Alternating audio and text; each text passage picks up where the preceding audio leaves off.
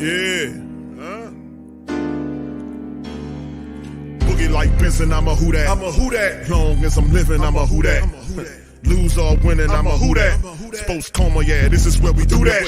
Where we do that, where we do that, where we do that, where we do that, where we do that, Boogie like Benson, I'm a who that. I'm a who that. Sports Coma, this is where we do that. Where we do that. Welcome, welcome, welcome. Somebody please better help. Running this thing like Elf. I thank God every day I'm not a felt. Go to YouTube Live with Big Q and the guys. If you ain't ride or die, the bandwagon get flipped. Been marching in, that was way for the ring. I was yelling out your chain for the championship. Bucking on town, duck down. Falcons, pluck, get shut down. Panthers ain't much touchdown. The vision really belong to us now. So much hate on the Saints, you could probably tell. Ever since Bounty Gate hit the NFL, when things seem fishy, then you probably smell the crooked referees are Roger Goodell. Yeah, fucking like this, and I'm a who that. Every day I'm living, I'm a who that. Lose or winning, I'm a who that. It's the Sports Coma, this is where we do that. Where we do that, where we do that, where we do that, where we do that, where we do that. Boogie like this, and I'm a who that.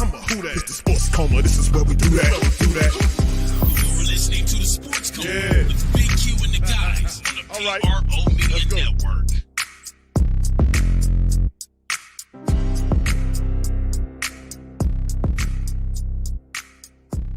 Welcome. You're now rocking with the Sports Coma with Big Q and the guys, where we have intense, entertaining, educating, and enlightening sport talk from your favorite sports fam. What's poppin', fam? Appreciate y'all being in this Saturday stream, Saturday afternoon. This one, Saints Camp, Day 4 and more, representing the Who Dat Nation. The great Saint think tank is representing the mighty Who Dat Nation. We are in this thing, man, and we represent the right way. So shout out to you guys. Appreciate y'all being in the stream for this one. Please do me a service and hit your like button. Also, please feel free to share your show on your social media feed as well. Share the links to your show on your Instagram. It don't matter. Wherever it is, take the Coma with you and give it to them. Let them know that we in the building. So shout out to the fam. Appreciate y'all all for being in this one. We're going to go over some of the observations from camp. Before I'm going to react to several interviews. Dennis Allen, Jimmy Graham's interview. I was looking forward to that one. It's Jimmy Graham. We ain't going to do all of them because it'll be sit up here all day. And later on tonight, I got a boxing stream that I'm going to be doing some play-by-play on Ring Kings Boxing. Opportunity to see that tonight. And then later on in the year, the part 2 of it.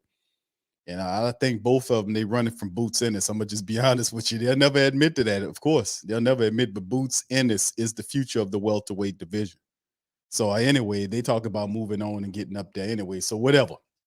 Let's talk Saints today, shall we? How y'all doing today? Appreciate each and every last one of y'all for being in the stream. Let me give a mighty shout out to all you guys. JT, OG Jerry, Brute Saint. Good to see y'all in there. Kathleen, shout out to all my queens out there. Brother Lewis is in the building as well. KB, shout out to you, Queen. Nolans 504, appreciate you. My dog Revolt is in the building. Good to see you, fam, as well. Brother Tyrone, Brother Neville's in this thing. Appreciate y'all in there. Can you too? You shout out to you as well. Brother Donald, what's up? That's the Who Dat Don, the mafia boss Donald in the building. Mr. Drew Law, shout out to you, fam. Appreciate you being in the building. Brother Josh, I see you, bro. Appreciate you as well. Much love. KB, I see you, baby. Much love. 504 Co. Brother Devin, shout out to you as well. My dog JT's in this thing. Shout out to everybody, man. Appreciate y'all being in the stream as we keep it moving and grooving. So we're going to go over the Camp Day 4 observations. We're going to play some reaction by Steve Mariucci from the NFL Network. They were at camp doing some stuff. And of course, we're going to talk about and react to Jimmy Graham and Dennis Allen. Also, Rich Eisen. Rich Eisen then gave another thought process on the Saints schedule. We'll show you that as well in the building. All right, so with that being said, fam, let's get it popping and snapping as we get it grooving, moving and grooving in this thing. So just give me a second. I'll get it all shot out. Oh, yeah, and feel free, family, if you haven't yet, feel free to go to and put this up into your search box or lock it in or simply join our email list at the Who Dat Daily We've it took us some time, but we got our editor in chief over there. She's doing a phenomenal job. Shout out to my girl B. She handling the business over there, running the site. She's doing a splendid job doing it. She got the all the writers of all of it, boxing, writing going on, college football, pro basketball, same content. All of it's going on at the whothatdaily.com. So that's big, man. So y'all know we've been talking about this for a while about getting on that level where we have our own writers. And because of your support, we have been doing that. And y'all know I'll be working my ass off behind the scenes, trying to keep a balanced life and doing things. It's a labor of love. Nonetheless, it is the good fortune, the great cosmic God, the Most High, has blessed us because of you guys and your support, where we are doing the thing. We are a movement. We are moving, and I want you guys to continue to move with us as we build this moving forward. So shout out and appreciate so much of you for your support. Pelicans Nola, shout out to you. Bronze Flat Power God, shout out to you. Good to see you. What's up, Bobby? Shout out to you, my friend. Thank y'all for being in the stream. So check out the whothatdaily.com if you please. So anyway, we're going to get ready to kind of get into this show. As y'all can see, I got my members only shirt on right now. I got my members only shirt on right now, as y'all can tell, man. And that's all right. That's all right. That's all right. You know what I'm saying? And at any given time, I'm liable to start busting out with some Bobby Blue Bland or some BB King. You never know, man. You know, some Willie Clayton. You never know, man. Some hole in the wall. I got my members only, man. Baby, let me tell you something. Nothing wrong with that. Nothing wrong with that members only, baby. Let me tell you something. But anyway, let's get it shaking and popping, man. In this one, man, as we keep it moving and grooving. All right, Saints training camp, day 4, notes and observations. Saints training camp, day 4 is in the books. And of course, as the first week is out and in the books, and the Saints were out there in the hot, doing the reps and the drills and everything they needed to try to improve upon and handle the business. So anyway, let's go into some of this stuff. Jimmy Graham and Jabari Zuniga were among the missing from practice Saturday. Coach Allen said that it was the veterans rest day for Graham. Ramczyk and Ruiz both returned to practice and participated. Michael Thomas mostly sat out of team drills. As always, shout out to our guys at Saints News Network dropping the scoop. Start looks and rotations. Saints rolled out the offensive line of Penning, Hurst, McCoy, Ruiz, Ramczyk that started the team drills. As well, Penning and Hurst were the main pairing on the left side, but the team did kick James Hurst outside and roll Pete to the left guard. Max Garcia also got some work at backup center again. Brian Edwards and Traquan Smith got some more reps with the first team today. Saints had another nickel look defensively with Cam Jordan, Malcolm Roach, Nate Shepard, Carl Granderson along the defensive line. Pete Werner, Demario Davis with that linebacker. Bradley Roby handled the slot. Alante was opposite of Laddie Daddy with Tyrann Mathieu and Marcus May at safety. Now, 7-on-7 defense had Marcus May, Davis, Roby, Mathieu, Werner, Taylor, and Laddie Daddy. And once again, they had 3 different sets of team drills overall as Derek Carr finished 11 of 15 on the day, going 4 of 6 in 7-on-7, then posting a 1 of 1 or 2 of 4 and 4 of 4 in drill play. So, anywho, as we keep it going, then posted 1 of 2, then 2 of 4, 4 of 4 in team. Jameis went 7 of 12, starting 1 of 4 and 7-on-7, then went 1 of 1, 3 of 3, and then 2 of 4 in team drills. Jake Hayner finished 6 of 8, going 1 of 2 in 7-on-7s, and then 1 of 1 and 3 of 3, and then 2 and 3 in team drills. Taysom did get 2 reps in between the first team series with Jameis Winston, but did not throw the ball. And like we said, we talked about Taysom Hill having a few plays where he did throw the ball, but the reality is, like we said, he has to work on that. And that's the problem with the Taysom Hill packages. Is Taysom Hill getting to the point where all he is a running back and wide receiver? I mean, remember previously he was saying that he's a quarterback. I'm a quarterback. I'm a quarterback. But we seen last year We haven't seen Taysom Hill, the quarterback, as much as we want. What he had a total what attempts, all the reps that we've seen of Taysom during the season as a quarterback or a person, regardless of when he was behind the line of scrimmage, behind the center, and taking snaps in a role as a quarterback, he turned into a running back. Now, what amount of plays was that was designed by the offensive coordinator to be a pass play or running play? We'll never know. We'll never know. But we do realize that he had elite about 15 attempts for the year out of all the reps that we've seen happen there. Now, is that all Taysom or is it the OC? You know, when you see Taysom Hill in the shotgun, he gets the snap and then acts like he's about to turn into a quarterback. Then he takes off and run. Is that the OC or is it Taysom Hill? Could be a combination of both. But my point is, if it's Taysom Hill doing that, that's not really truly a quarterback first type of mentality. That's like, I'm just going to just run over these people and get this first down. It's a lot easier. Because Taysom, if this is going to work, the Taysom Hill package is going to work, Taysom has to be accurate with the ball. Defenses are not afraid, and I'll say it again before I get back into the breakdown. Defenses are not afraid of Taysom Hill, the quarterback. They're not. They're afraid of Taysom Hill, the running back. The guy that goes in there, gets the snaps, get the ball, and then look to the left, don't look to the right, and just takes off. They're afraid of that guy. They're not worrying about no quarter. Them dudes that have a single high safety in there with one-on-one on each of them receivers out there, and dare Taysom Hill to beat him with the ball, throwing the ball on the field. That's the God's honest truth. And the reason why it's like that is because you got to give people a reason. You see, that's what it comes down to. Even with that, Hill, if you're a quarterback, you got to Glenn Jones it. You got to show me. You got to give him a reason. You got to give him a reason for the season. That's what it comes down to.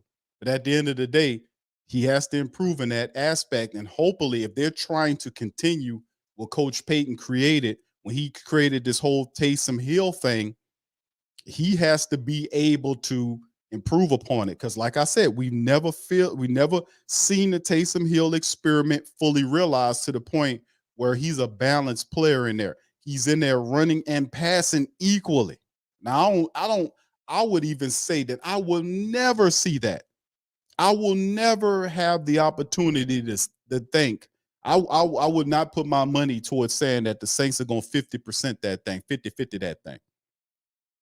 I'm going to just be real with you on that. I don't see it happening. It's not going to happen unless they get deadly serious about it. It's a great idea. It really is. But do they have the discipline to make that stick?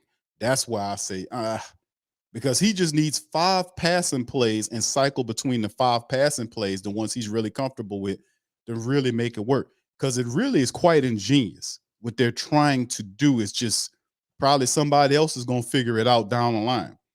But to have 2 quarterbacks in there, a guy as versatile as Taysom Hill that can not only run but pass equally well, and then you have Derek Carr in there, and then you got to prepare for both of their styles. If one guy is struggling, the other guy is on, and then the defensive coordinator got to, hey, man, I got a game plan for both of these guys.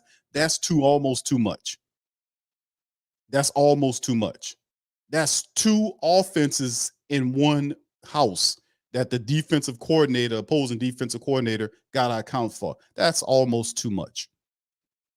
But if they can balance it, it will take us beyond the moon. But I don't think I will ever see that. Because if they're telling him, look, 50-50 this thing, Taysom Hill don't even go through all his progressions when he out there, when he takes the snap and looks to the left. He don't even go through his progressions before he takes off. You know, you can look at the tape on it. He gets the first down the hard way, but there's an easier way to accomplish.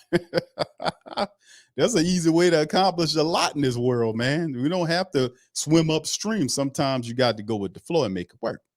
But anyway, back to the point. Series breakdown on the 7-on-7. Carr got things started by hitting Chris Olave on the crossing route for an immediate game. Then he had a hook up to A.T. Perry on the curl route. In the play with Jelante Taylor, had excellent coverage on Lynn Bowden Jr. deep where Carr was looking. He missed the next one intended for Juwan Johnson, who was outstretched. I seen the play. His hand was outstretched for the ball just outside of reach. We had a step on Laddie Daddy deep down the sideline. He came back, did A.T. Perry for the next play for the short gain, then found Taysom Hill off to the left side for a nice pickup. The last play was a deep throw, which was a good one to Rashid Shaheed deep. Isaac Yitta made an excellent play at the end to break the ball up, to break it up, to make it, break up the completion. Now, Jameis Winston has something going on. He struggled a little on the series after completing his first pass attempt to Jesse James. He threw that out in the flat on the short game. Rashid Shaheed then ran a wheel route off to the backfield that was incomplete. Smoke Monday made his presence felt, would have absurdly been called for pass interference on the play. The next throw was incomplete to Quine Baker after Winston had to move out the pocket. The play was actually blown dead. The next one was an incomplete deep left to Shaq Davis. It was underthrown, and Adrian Fry almost had to pick on the play. James struggling a little bit. Jake Hayner only ran 2 plays, with the first being incomplete to Shaheed after rolling out right. The coverage was good by the Saints defense. Hayner completed the next one to Lynn Bowden, working against Ugo Amadi and Adrian Fry for a deep post hookup that will likely went for a touchdown. At worst case scenario, would have been inside the 5-yard line. Team series number 1. AK-41 started things off with a run to the left. Carr's lone pass attempt was a completion to Rashid Shaheed. Cam Jordan made an excellent move on Ramczyk, which would likely have been a sack. Eno Benjamin had an outside run to the left on the next play, stiff arm Zach Bond to the ground, and that got some really good reaction from everywhere. Seeing that play. We talked about Eno Benjamin being a guy that had the ability just to scat back, but like I said, at times you can see him throw a little power in this game. So I seen the play when he stiff armed Zach Bond to the ground. So anyway, but in the final play was a jet sweep to Shaheed on the play where he evaded Jordan, and Ramczyk had a good block in front of him to spring him for extra yardage. All right. Winston's only pass was a screen play to Miller with Storm Norton out there front blocking. And then Taysom Hill came in on the next play, keeping a zone read and inside to pick up a nice gain. Winston came back in to hand off the ball to Jamal Williams for a short game. DeMarco Jackson had a good stop on the play. And then Hill came back to keep it again. Now, this time off to the left side for a nice gain. All right. Foster Moreau hit a great block on Anthony Orgy and helped sprung some extra yardage on that play. Hayner's series was all runs. This is where the run defense somewhat fell apart. Kendre Miller had a big run up the middle, making a nice cut inside the start. Kirk Merritt followed suit after putting a nice spin move on Nephi Sewell for a good gain. And then there were 2 outside run plays with Ellis Merriweather finding success on the left side with the help of Quine Baker's good blocking. And then the final play was an outside run with Merritt that was resulted in a good run and a good gain of a pickup. All right, Team 2 series. Carr's first play, a good hookup to Juwan Johnson working against Alontae Taylor. Peyton Turner got the best of Trevor Penning on the rep that provided the pressure. Carr then hit Elvin Kamara on a swing pass short that saw him put good moves on Pete Werner to get some extra yards. The next play was a wide receiver screen to Lynn Bowden Jr. that was dropped. Now, Carr's series closed out with the deep shot to Traquan Smith deep down the sideline, but he couldn't get it. Alontae Taylor displayed some excellent positioning on the play, following along with his eyes and hips to help force the incompletion. On a lot of these plays, Alontae Taylor's in close pursuit. He has really good instincts to know where it is, and they definitely going at Alontae Taylor during training camp, and he's providing some good defense there. Winston hit all 3 of his passes in the second series, finding Taysom Hill on a rollout to the right. Passing had some pressure on the play. Then he booted right for a short completion to Chris Olave working against Ugo Amadi, in which he was able to turn it up the field for some yards after the catch, or yak yards. Kirk Merritt's stretch run to the outside on the next play resulted in a tackle for loss for Nephi Sewell. Winston finished finding Traquan Smith on a curl route to end the series. Jake Hayner also hit on some pass attempts. He started his series finding Kendre Miller off to the short gain to the left and ran with the ball on the next play, getting a good block from Jesse James. And then James blocked out Ryan Conley, the backup linebacker. Hayner had a good hookup to Keith Kirkwood on the following play, then finished by hitting Lucas Krull down the seam for a big play. Krull made a nice adjustment to make the catch. Big guy, soft hands, could block. Lucas Krull is interesting. Team series number 3. Carr hit Chris Olave out to the slot for a deep gain off to the right side to start things off on the third series. The play sequence is a little rough as the snap was low where the ball was on the ground. Granderson had pressure on the play. Carr then hit James Washington for a short gain after some pressure from Nate Shepard. Carr then connected with Taysom Hill for a short gain on the curl. Granderson once again had the pressure after beating James Hurst with an inside swim move. And finally, the final pass was a short one to Elvin Kamara out in the flat that Demario Davis had stopped. Demario Davis in the move. And Jameis Winston's first pass attempt was to Michael Thomas, which was the only rep for him in team drill. And it was a fade route to the left side and was a bit overthrown. Thomas went up for it, working against Isaac Yiadom, but was unable to get it. Winston then tried Taysom, but the pass was short off his hands, resulting in another incompletion. The next play was incomplete to Lynn Bowden, but Peyton Turner and Passenger were applying the pressure. Passenger was held on the play. Winston's series finished with a tight end screen to Foster Moreau for a short gain, and then Kalen Saunders closed around the ball around the play. So we're seeing a lot of these guys move and shake and make plays happen for the black and gold. And of course, let's look at some of the other stuff. Hayner's final series saw him miss the first pass intended for Brian Edwards after the pass breakup from Anthony Johnson. Kendre Miller ran it inside, but Jack Heflin had a good stop on the play. Hayner then hit A.T. Perry on the crossing route for a good gain, then found Rashid Shaheed near the left side, who turned it upfield for some yak. Get a little yak on the play. All right, so anyway, as we keep it going, some general notes to make account of as Chris Olave was getting some work in the slot today. Would just like to reiterate that we also saw the play in which Rashid Shaheed was lined up in the backfield and ran a wheel route out of it. Perhaps this is a sign of things to come. Blake Grupe hit all 6 of his kicks on the day, remaining perfect in kicking battle. Really interested to see if the pass rush continues when the pads come on Monday. Remember, Monday is the day. There was some good things by Granderson. Peyton Turner, Passeyo had some flashes from Isaiah Foskey on the day. Foskey might not have had a sack or a pressure, but made 2 noticeable plays working against the lineman that we should be encouraged about in team drills. And he's really had a nice inside move to put the push on the quarterback. And that's what Isaiah Foskey does. He's a pressure player that also has the sack gene. The Saints are showing early on their better running team, particularly on the outside. This will be something to keep tabs on as we progress in camp. Love it. Track Lou Hetley's hang time on his punts for Saturday is 10 punts. They look like this unofficially: 4.10, 4.93, 4.71, 4.63, 3.61, 4.05, 4.11, 450, 444, 4.9, and 4 flat during the team drills. The team moves up in the yardage each kick, and the punt 9 was a beauty that went inside the 5-yard line. Kick returners were plentiful today. Alante Taylor, Lynn Bowden Jr., Taysom Hill, Kiki Cote, Rashid Shaheed, Kirk Merritt, Enu Benjamin, Quan Baker, all got some work there. Very interesting. All those guys.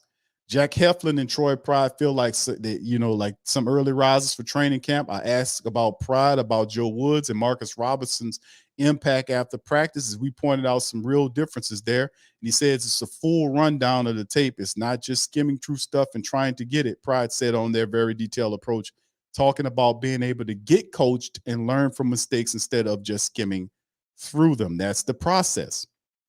Jimmy Graham met with us following practice. We're going to play some of that interview. Foster Monroe talked about Clancy Barone after practice, who is the team's new tight ends coach. He said that Barone can read players at an extremely high level and called him the ultimate player coach. Some of the things he specifically pointed out was how he'll use different fastballs to use against rushers and different curveballs to use against safeties. He'll kind of taper our individual workout as we would on a drive. So we talked a lot about Clancy Barone and his impact, which is super cool. We knew that when the Saints did acquire, and that's one of the coaching moves that I personally really liked was them bringing in Barone. We know who he worked with during his career. The Saints tight end room is arguably one of the deepest rooms right now on the team. I mean, you added Jimmy Graham with Foster Monroe, Juwan Johnson, Taysom Hill is in that thing. Jesse James is there as Foster Monroe is there. I mean, what's the other kid? Lucas Krull is there. It's arguably one of the deepest rooms that's there, so it's very interesting to see what's going on as well.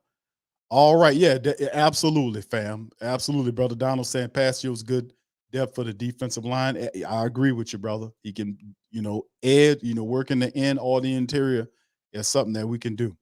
All right, so anyway, all right, one of the family members, 504 Coach says Vikings said Hunter is available. Uh, that's intriguing, but that's like I don't know, man. I don't know. I think the Saints are good with what they got right now. Let's see what if injuries happen, then it all changes. But that just goes to show you, like when we started camp, we thought that they always bring in veterans, right? And I'm gonna get back to this. They always bring in veterans, right? Before camp. That's something the Saints always do. They always bring in veterans to start the camp. And this time around, when they bring in some of these other veterans, I was looking at it and I was saying to myself, well, goddamn, the Saints brung in these offensive linemen. They brung in two of these guys. And then next thing you know, you're looking around, you see Max Garcia, and of course, Trey Turner gets knocked out for the season. You're looking at the Saints more than likely going to bring a veteran in next to kind of keep things going. And depending on what the first week looked like, and they'll make some adjustments. But that showed a lot, thinking in my mind that the Saints didn't roughly say, let's see about getting a veteran in. Now, they tried out some guys. They tried out some no-name guys. We didn't know who they were. But the guys that you did know who they were was on the offensive line. Garcia, Trey Turner, and then Jimmy Graham. They brought offensive guys, impact offensive guys. Defense, they didn't do that. They had a couple of no-name guys or guys that didn't do very much for us, but that just kind of show us their mentality of where they are in the process of thinking, deciding on what's going on with what the team focus is in terms of the defensive line. So it's all very interesting and very cool and slick all at the same time, as we can see some of the video from Saints camp today. See Derek Carr running out there, and it's going to be a very fantastic year. You see all the stuff that's going on, but absolutely, fam, we'll see. Yeah. All right, what's up, brother Marco? Shout out to you. See, I agree with you. Yeah, they're focused, and that's goes to show you what Coach Dennis Allen's talking about. Their focus is on the offensive line. They know that for the Saints to have a very good year, it's all on the offense. Like last year, they were saying, "Oh, the strength of the team is the defense." When they said that, I knew we I knew we was in trouble. You don't want that to ever be the case. You want a strong defense, but strong defense in complement to the offense. You see, that's what you want. You want a defense that takes the ball away, right? That takes the ball away from the team and perhaps gives the offense a shorter field or extra opportunities to score. That's what we want. We want a strong defense. I still say that the Saints defense is a top 15 defense. I would even go as far as to say top 10, but conservatively, I'm just going to say top 15 right now until I see certain skill groups as we get into Monday and then into the preseason, and we'll get a little giblet and nugget each day as we move forward. But at the same time, they're giving all of the resources to the offense, and they're saying, "Hey, Derek Carr, we got this guy here to protect you." All of the rooms are ridiculously aligned with severe talent. And see, the outside people, they'll speak for their team, and they supposed to. Well, they don't know what time it is with the Saints. They don't, man. If they really knew what's going on over here, they'd be up there tearing their hair out. You see, because we're not making a big deal about it because of what's going on. We're looking at Dennis Allen's impact on what is positive, what is going on with the team. So only time will tell. But the Saints rooms are severely loaded to tight end, running back, wide receiver, offensive line had some issues. They're bringing those guys in. They're feeling pretty good about the defense, and maybe they should feel pretty good about that defense. The special teams, we'll see with that as well.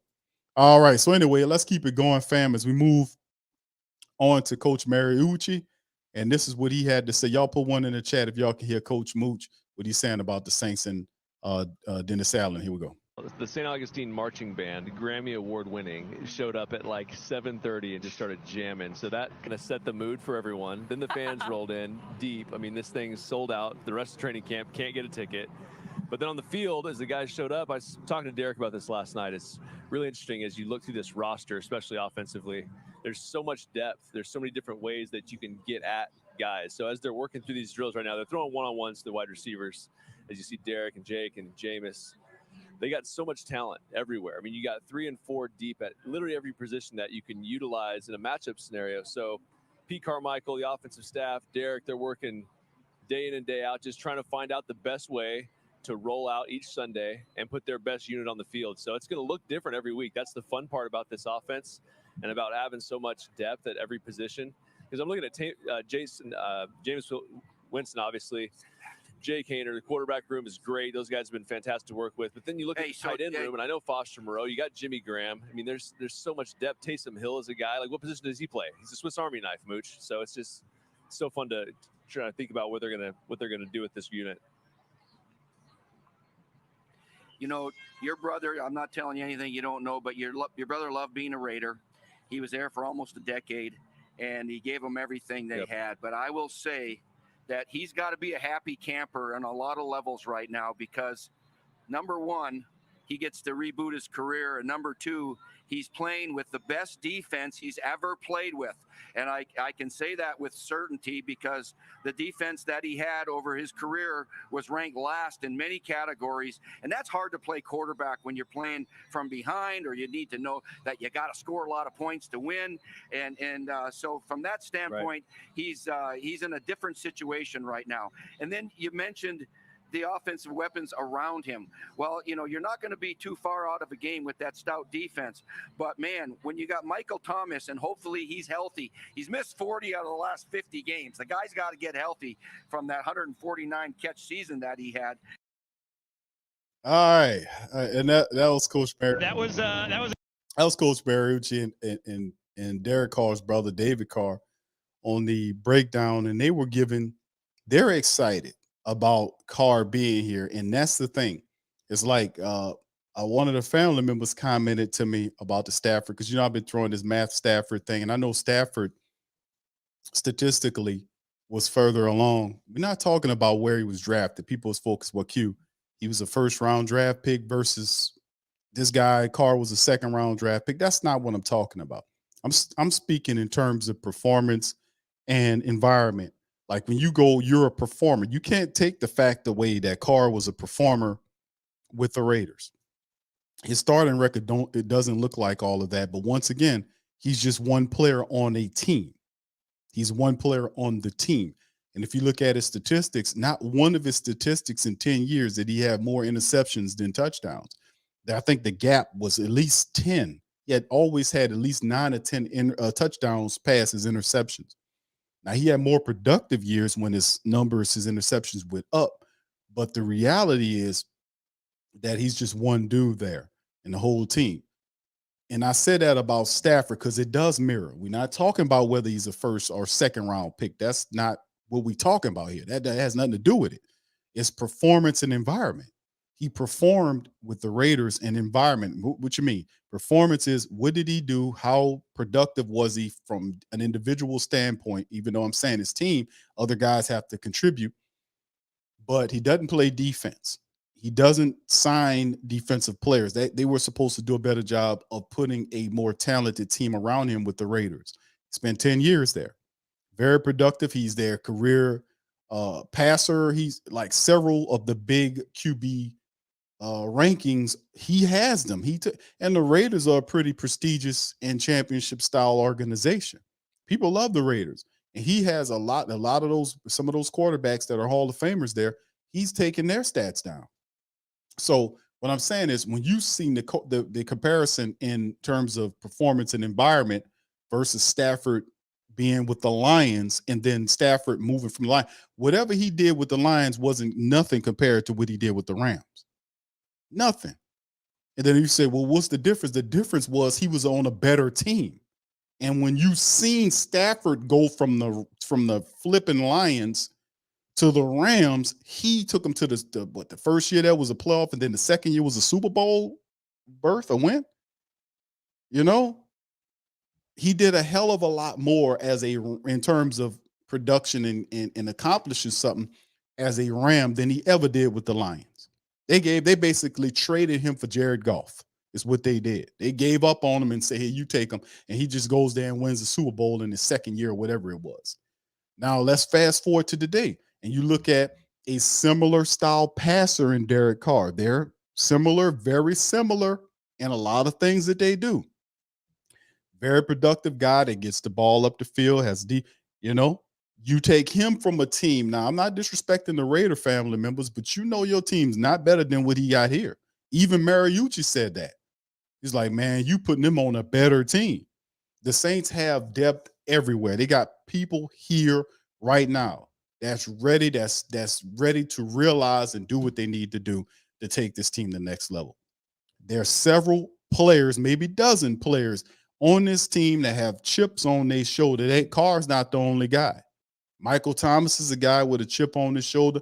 Derek Carr is probably the biggest of the names because he sits in the QB seat that has a chip on his shoulder. That's why he don't get no respect. It's the same thing like Stafford. Now, Stafford might have him. The guy, Carr had multiple Pro Bowls. He did all that crap. Even when they benched him last year for the Raiders, it wasn't that a Pro Bowl year? The benching that happened with McDaniels and the Raiders still culminated with him going to the Pro Bowl, didn't it? So what I'm saying is that when you look at the environment, this production and environment, I'm saying that's what I want people to fixate on. When Stafford went to the Rams, he took off because it was a better team. When Carr comes to the Saints, he'll take off because it's a better team. The Saints are a better team. No disrespect to my Raiders people. No disrespect at all, but y'all know what time it is. All right, so anyway, let's go on up in here and play this from Dennis Allen. Let's react to from Dennis Allen here on camp today. Here we go. All right. Look, I thought another good day. I thought there was some give and take out there today. It was good to see some of the explosive plays offensively today. That's an area I think we can improve on, so that was good to see. Guys are still out there competing. They're working extremely hard, pushing through the heat. It's hot out there today, but guys push through, and I think we're getting a lot accomplished in these first 4 days. Was it the plan for Michael Thomas to be kind of in and out today? Yeah. Yeah. Was it a bad day for Jimmy Graham? Yes.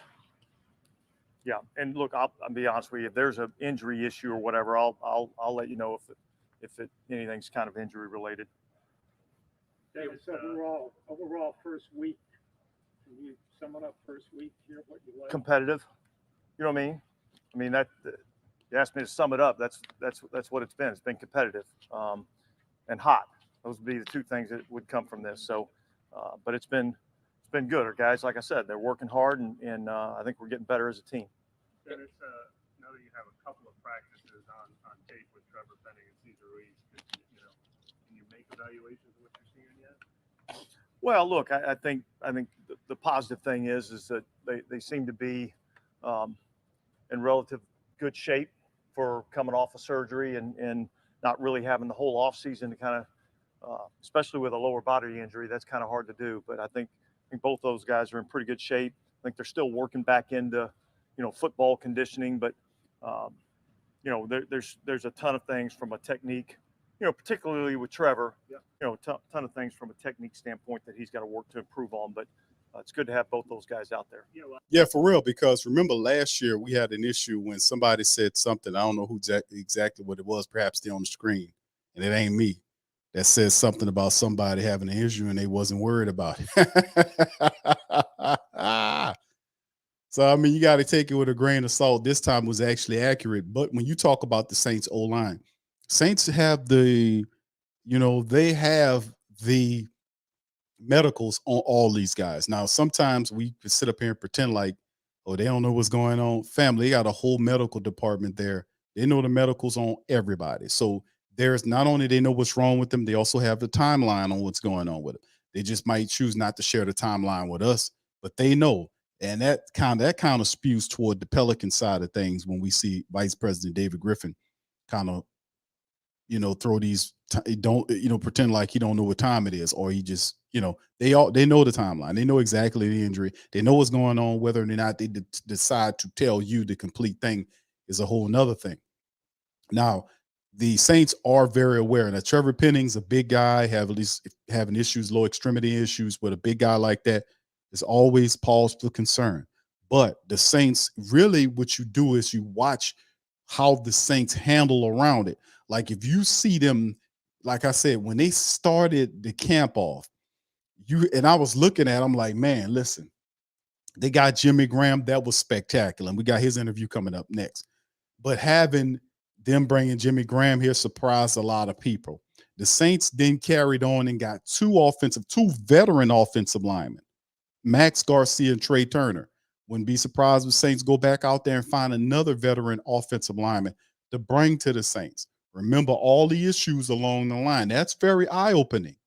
You know, to bring in, not just to bring in the vets, but you bring in Garcia and Trey Turner that basically play the same position. Garcia been working out at the center. He can play the center and guard position for the Saints. Trey Turner plays the guard. You dig? So you can see what time it is. And remember also that the Saints, and movement's a part of the game. Remember, there was, you seen the Saints were using Andrews Pete at the tackle position and had Hurst kicked into at that guard position. So I noticed little things like that, even though you see you see what I'm saying here? But when you see your first round draft pick offensive lineman have lower extremity injuries, that's kind of telling, even though he's back out there.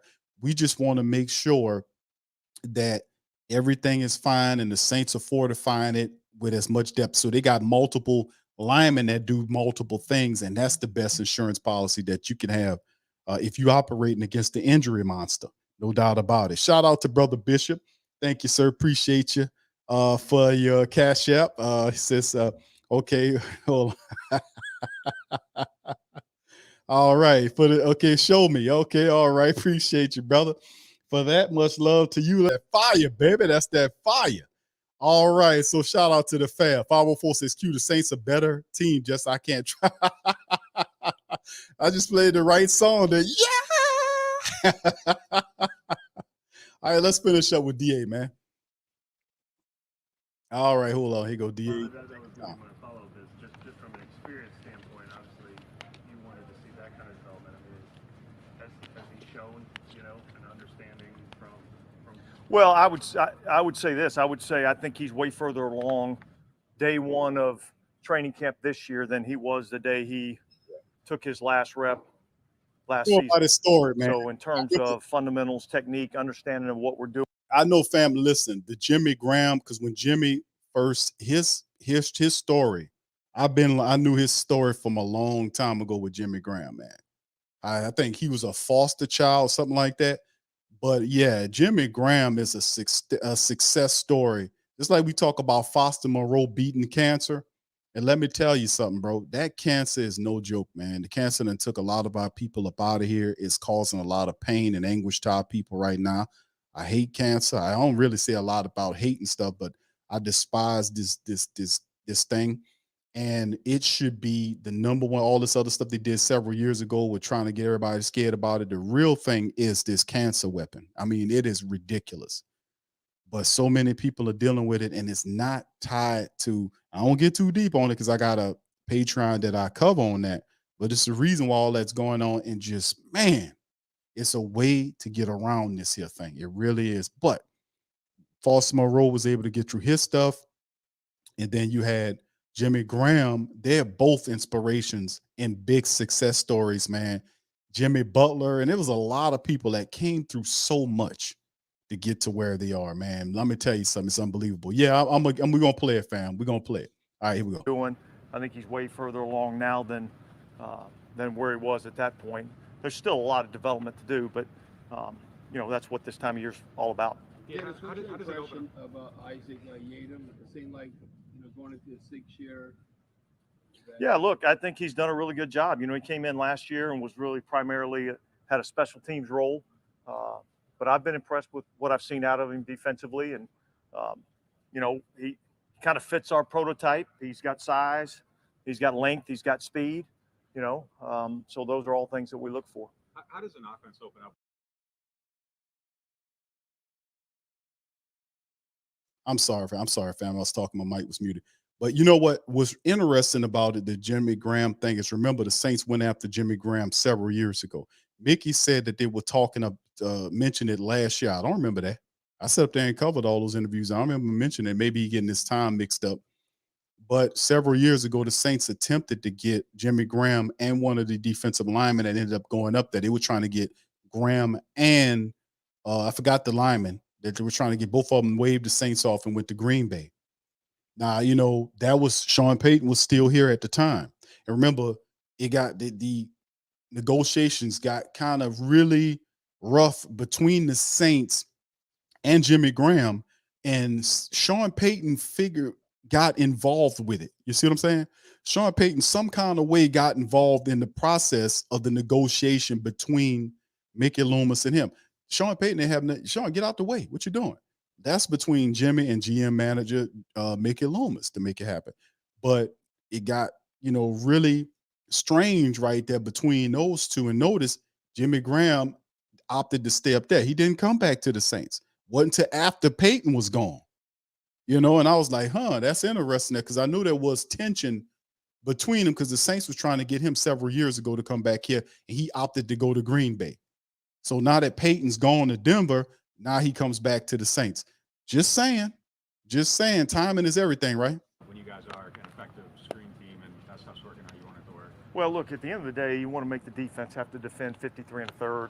All right, and I think that's what we've kind of made an emphasis on, particularly in this training camp, is being able to get the ball out in space to the playmakers, get the ball on the perimeter, some of those things. And so that, when you have athletic playmakers and you have speed, I think we got more speed on our team right now than maybe what I remember us having in a while. So I think that all poses a threat to the defense. You can jump out about Hainer. I think he's got some moxie. He's done a good job of, commanding the offense. He's made some really good throws. Seems to be able to see the field pretty well. But I think the most impressive thing to me is just that, it's not too big for him. He's got some moxie about the way he goes about doing his business. Yeah, and that was a part of the game we talked about with Coach Payton and his pettiness. We talked about that all the time here. I always brought it to light. But but Coach Payton's a beloved man, and most of the times when we have a beloved person we like, we don't really want to hear criticism, even if it's true criticism about him. Any type of criticism or a rough critique that don't align itself with the image of ingratiating itself to the player that or to the person that we uphold, we are rejected, right?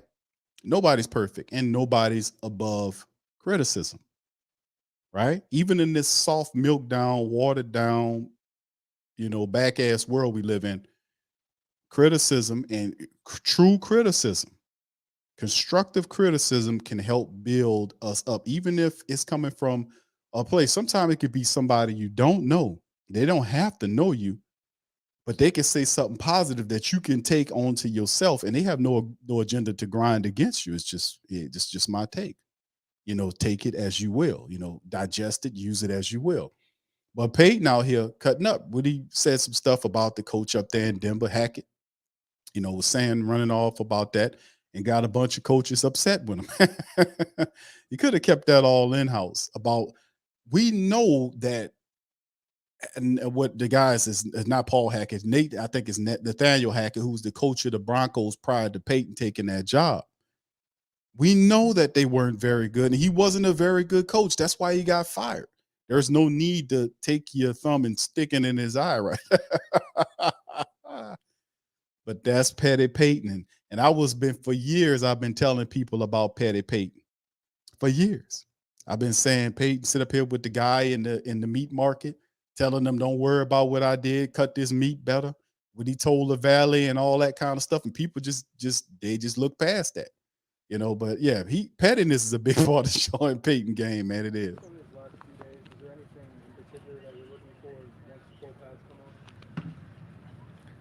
Well, I mean, look, you want to see the physicality ramp up. I think that's what we're going to see. And so, you look at some of the run game stuff. It's a little bit hard to evaluate at times. We talked about this yesterday. You can understand whether or not guys are in, the right fits or not. But, does the 3 technique get off the block and actually make the play or not? And so we'll have an opportunity to see that. as we get into the pads. That's what I'm looking for. That's what I'm looking for, fam. And I'm about to get Dennis Allen's last comment right here. Then we'll move on to Jimmy Graham interview. But that's what I like to see. That we talk about the interior defensive line. Yesterday, or earlier today, rather, for the day 3 show, we played Kalen Big Saunders, who's the nose tackle. So Saunders was talking about his role. And it's not like he's going to be taking a role like, yeah, I'm just here just to do, his approach is more like a leader. Anytime you going up and beyond, like you going up and beyond, I need to figure out your tendencies right here. So when you want to do this, I'm going to handle this here. You go and do your thing. Like he telling them, like he said, hey, I'm the cover guy, which means I'm the guy that's supposed to draw 2 people so that you have one person. Somebody got to do it.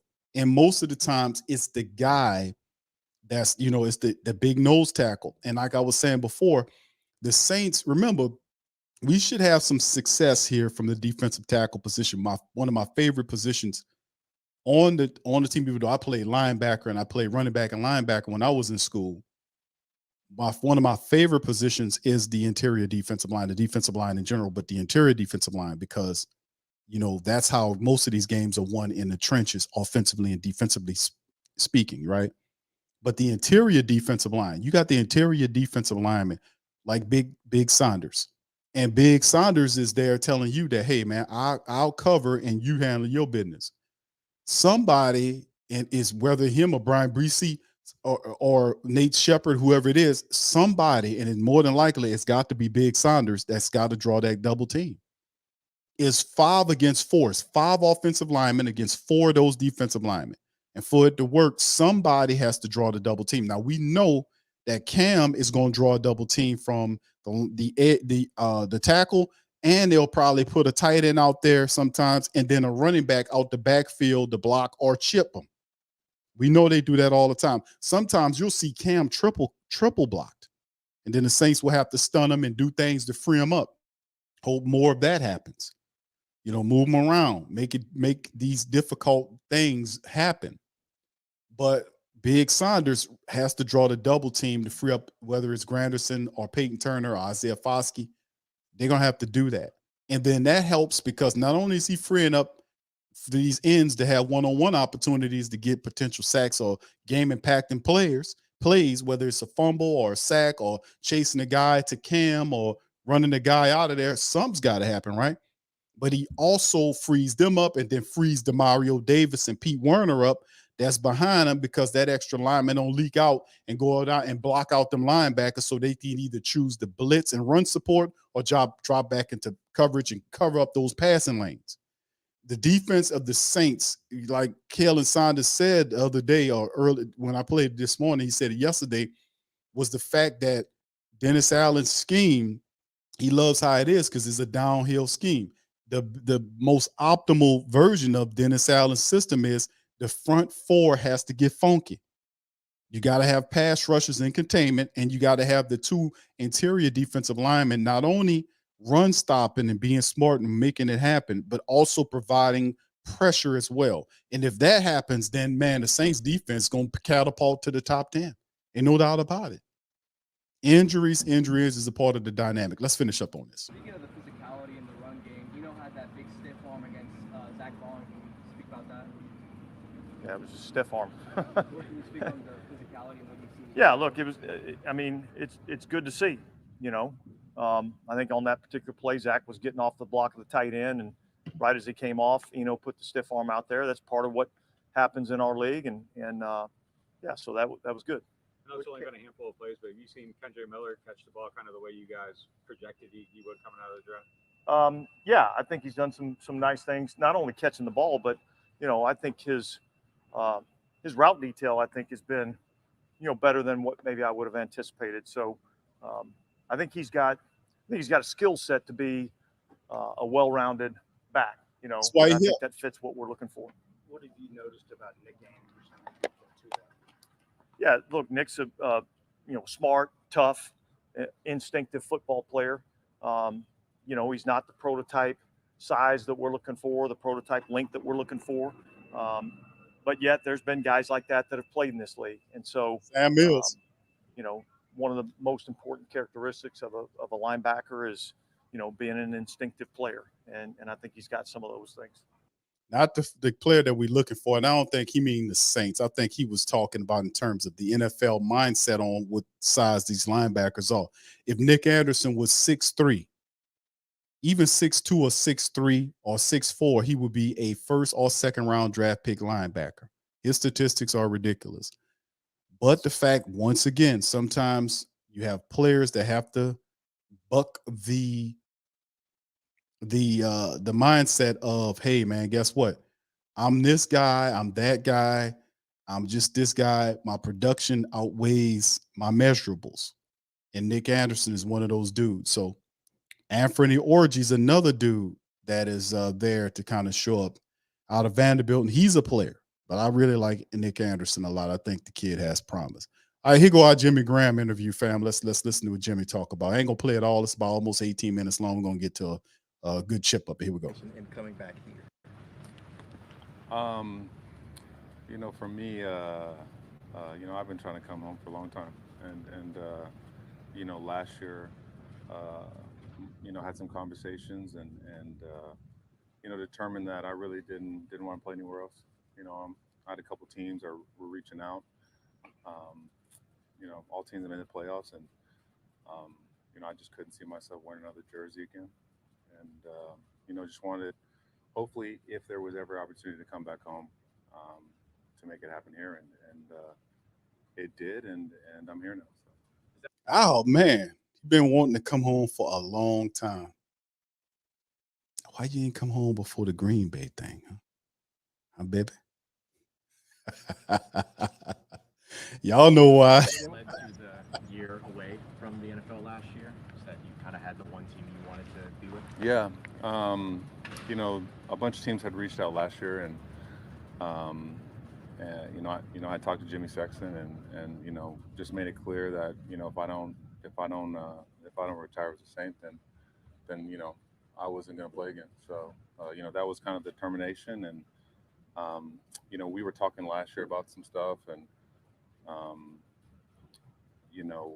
we were communicating throughout the season as well, and nothing articulated, and then come this off season, a couple months ago they reached out and started talking, and now I'm here. So. What was it like last year not playing? Very weird, extremely weird. Especially, especially after you spend a whole off season preparing for that, and working out and making sure that you're in shape for when that moment does come. It was weird being away from the game, but also rejuvenating in a way. It definitely, it's interesting to be able to take time off away from it and to realize, just how special this place is, how special this game is, how special this league is, and how special it is to have the opportunity to play in it. It was definitely a year where I was able to, really focus on my body for the first time, especially after the knee injury. I was just basically back to back years, and now feeling better than I ever have. So, I think it was, I think everything happens for a reason, and I think it'll be to my benefit for sure. Jimmy, speaking of your body, it feels amazing to be back home. Just really driving up to this facility on Monday brought back beyond beautiful moments for me. Not only. All right. Here in this building, but here in the city. All right, fam.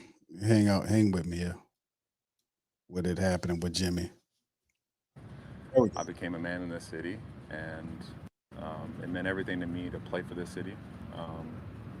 And so to come back here and to be able to, get all those amazing memories, amazing wins, amazing people, amazing fans is truly special. And, it made me pretty emotional, Monday, Tuesday, just to be able to be back here. And then obviously to be able to put my jersey back on, it's words can't describe, what it feels like to be gone. for that long, from something that you love, from the people that you love. So, I'm fired up. What was your reaction when you got traded? Like, Um, I guess I never really talked about it. For me, it was pretty shocking, honestly. Um, I thought I would never leave this place, and obviously it's a business. This league's a business, and I woke up to the part of the business, that hurts. So for me, it was very difficult, but I didn't know I was going to a Super Bowl contender, and I know I had the opportunity to possibly make a run at a ring, and that's always been a goal for me, but definitely moving across the country was a little different, but at first, yeah, it was very difficult because because my connection with Drew, um, as an older brother, and all the people in this building, it was a family, so for me, again, a guy that doesn't have a lot of family, um, it was definitely a difficult time. was it something you possibly saw coming, or was it total shock when you got that? Yeah, it was total shock for me. I never imagined being anywhere else, so definitely shocked. How long did it take you to come to that realization that was just part of the business and that you were able to get past some of those initial feelings? Well, it took me a little bit for sure. I've always been an emotional player. I think I've always kind of wore my heart on my sleeve, and after leaving here, I basically stopped doing interviews. And that was kind of one of the reasons. I didn't really have a lot to say that was positive. What's at up, the time, it Randy? really hurt, and it was really difficult for me. So, I just focused on at the time, just being a good teammate, and committing to the place I was at, into that scheme, and to learning to fit into a team that was great. A team that had the Legion of Boom, Marshawn Lynch, unbelievable, explosive offense. Um, um, Russell Wilson, and had a great title room. So, for me, it was really just trying to focus on that. But, that's kind of one of the bigger reasons, I guess, I started getting in trouble with the media a little bit. I genuinely didn't know what to say, and I just didn't want to be bothered with it, honestly. Jim, was that more like wanting to be paid as a wide receiver instead of tight end? Yeah. That had nothing to ever be. I think that also kind of pissed me off because that's not really what I wanted. I just didn't want to be franchised. Yeah, it's hard to play in the middle of the field in this league. And back then at that franchise tag, it made no sense. I was like, well, I just want a longer deal, and that's what that was about. It was about fighting that, and you know, making sure that I could take care of myself in case something crazy happened. So that's all that was about. Jimmy, were you saying that the narrative after the franchise tag issue because people were saying that's why you got traded, or were you saying just Yeah, the issue yeah, in general? How many got yeah. traded? Just the issue in general. It kind of got blown out of proportion. Everyone's like, he wants to be a and it has nothing to do with that. I just didn't want to be a franchise. At the time, I played my rookie deal out. And I never asked for a dollar, and um, you know, um, a lot of guys had taken early deals, and I never did. I just played with it, and so I expected that, but that's all history now. Um, that was a long time ago and a few What's up, Tess? contracts ago. So I'm just personally happy to be back. Happy to have this opportunity to work with such an unbelievable room, a diverse room. Um, it's awesome to really sit down and talk with Carr. And just realize what type of man he is, what type of person he is, um, and then to see how much talent's on this team. To see how many players that this team has, and the team that's been built here is unbelievable. So much talent on both sides of the ball, and just excited to see it, and spread some of my knowledge and some of the things that I've learned throughout my career. So what do you think about this thing? For me, I'm one of the few, I guess, me and Cam, that go back to to some of the original guys that are hanging up, right in front of us. Will Smith, Jonathan Vilma, Marcus Colson, Drew Brees, man, all these guys that brought special moments here, and truly I understand what that culture was like, and what that looks like, the sacrifices that takes, and the brotherhood that bond that needs to be molded, and so I think number one, I think that I definitely bring that, two, I've matured a little bit since last time I was here, and having the opportunity to get into a tight end room that's super talented, super diverse, um, you know, uh, uh, has the opportunity to do a lot for this team, for this franchise. I think I have a lot of knowledge to share there, and obviously I'm feeling better than ever. I'm still 6'7", and I like the red zone. So. And Jimmy, when you score a touchdown, are you more likely to do a finger roll instead of a dunk in the goalpost? I mean, I can still dunk, brother. Yeah. I mean, Yeah. I think I'll be able to dunk till I'm 50, but so still no penalties. I'm still waiting for them to change that one. Yeah. You said you stopped doing the interviews for a while. When's the last time you did something like this?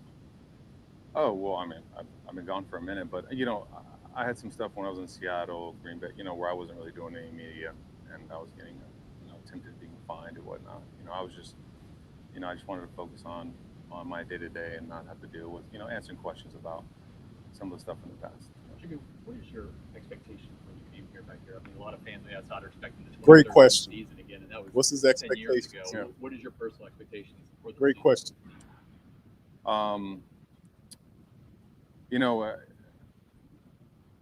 I know everything that happens in this building is earned. This is the place that everything and every opportunity that you get, you have to earn it. Nothing's given here. I know I'm going to come and I'm going to earn any opportunity that I do get. But the expectations for this overall team is I don't know how you go into a season not looking to make a run. But that first comes with focus on the NFC South and then the NFC, and then trying to get a first round bye, and that's where this team should be focused. I think there's a huge buzz in the city.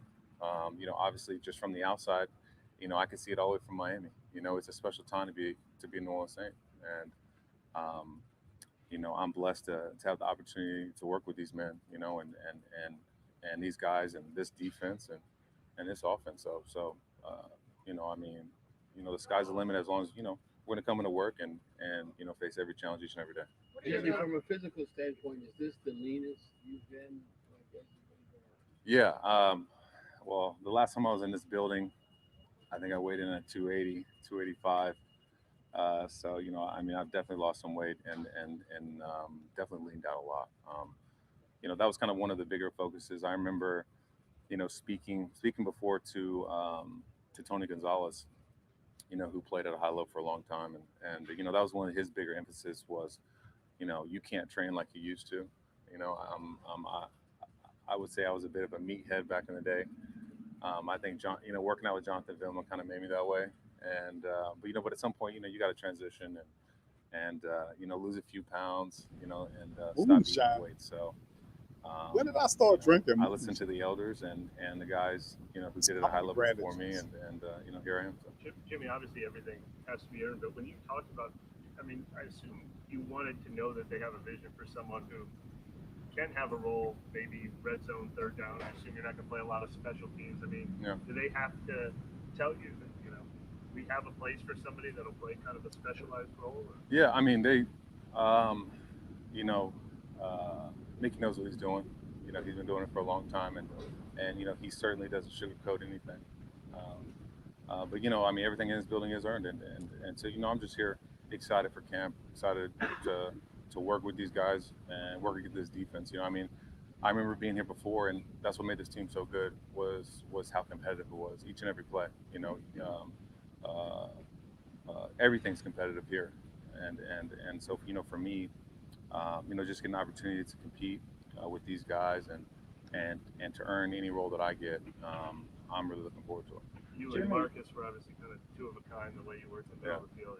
You admired Michael Thomas from afar, and he was one of the best ever to do that too. Yeah, I mean, you know, he's you know, what he's been able to do throughout his career is unbelievable. You know, I mean, I've been able to see it for a long time now, and you know, I mean, I've spoken to him a lot this week. You know, it's just unbelievable to see, you know, his work ethic. You know, just who he is as a man, and you know how competitive he is about everything. You know, he's he's an absolute workhorse. You know, he comes to work every day, ready to fight, and you know, that's a special thing when your number one's like that. You know, you know, I'm just looking forward to, you know, to putting on a jersey and being on the same field with him. You know, because I played with some amazing receivers throughout my career, and you know, he is. You know, he's at the top of the list, man. He's got so much talent, and you know, we're really looking forward to him. You know, to really blossom this year, and you know, just to be him. Jimmy has. Let me stop it right there, man. We're almost done with it, but do we realize? And shout out to the family members that's kind of ending. I threw a poll up, and it's overwhelming. Over 90% of the family members that polled said Juwan Johnson's a starter. Jimmy and Foster Monroe got 4% of the vote. So it's just a blowaway there. Just interested to see what you guys thought about it. But do we realize that Jimmy Graham coming back to New Orleans is like a blending of two different, I guess, timelines here? You know, like you have Marvel and DC, they're big on these alternate timelines. But Jimmy Graham represents an era of one of the gold standards in Saints lore. He is here and he blends the two. Like he had Drew Brees there. Now he comes back with Carr.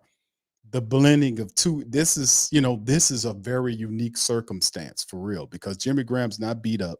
He's in fantastic shape. Even Dennis Allen. And when he was out there running around, I was like, man, he looks football ready.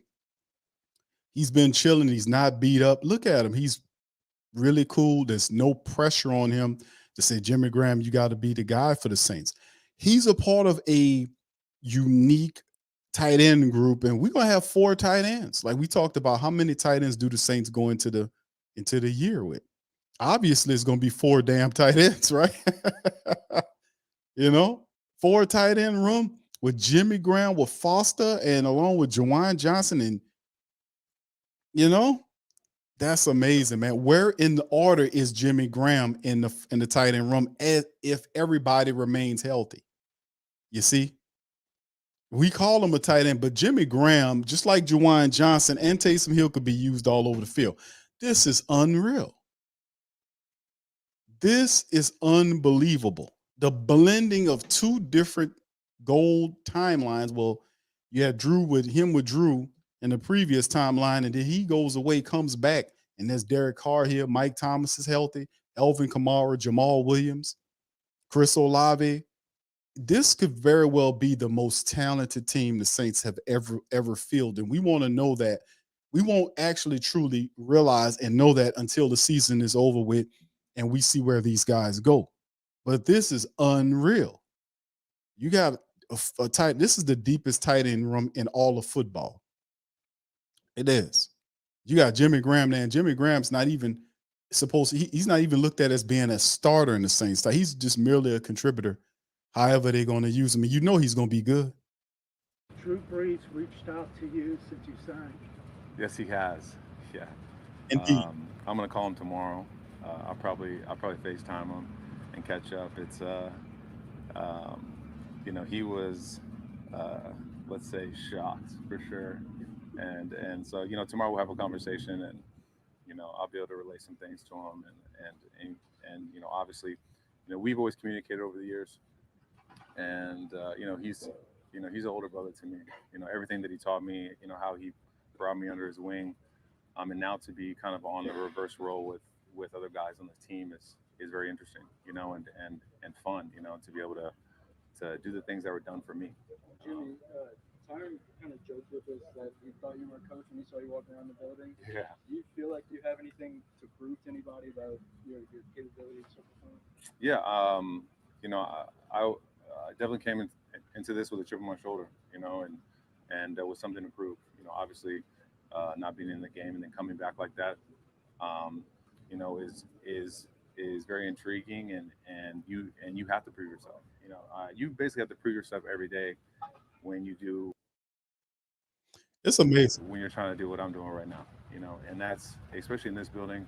That started on Monday when I came out here, and and ran as many routes as they asked. You know, this is the place that you know you're going to work, and you know, so for me, it's about yeah, you know, I mean, I'm definitely coming here with a chip on my shoulder, you know, and ready to compete, you know, ready to compete on every level that I can, and at every opportunity that I can. Did you hold up as expected? What's that? Was your self-review as expected after those first couple practices back? Yeah. I mean, I think I know I'm definitely in shape. You know, besides taking the year, you know, I mean, I first I took the year to get my body right. It's crazy. You know, when you're taking as many hits as I have over the years, you know, I mean, I had a lot of miles on me, and you know, you know, I started biking, and you know, basically, you know, bike hundreds of miles a week. I'm in the best cardio shape of my life, so you know, I know that's not a problem at all. You know, and now, you know, looking forward to getting the pads on, and you know, getting back to putting some calluses on, you know, and you know, it's gonna be a good feeling, you know, to do that. And one, I'm just blessed to be here, blessed for this opportunity.